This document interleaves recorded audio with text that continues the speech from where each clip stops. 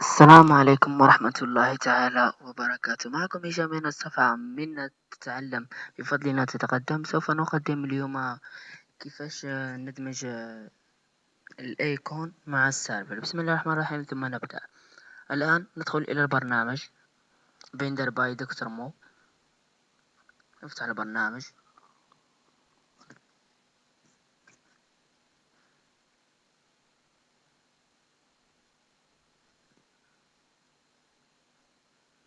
ونضغط أضف ونضيف السيرفر.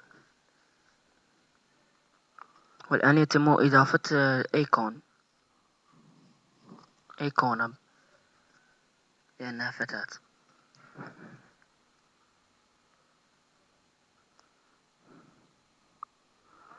ونضيف الأيقون.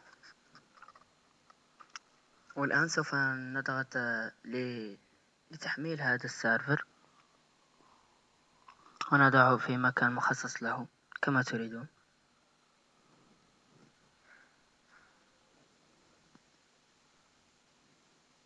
ونضغط enregistrer.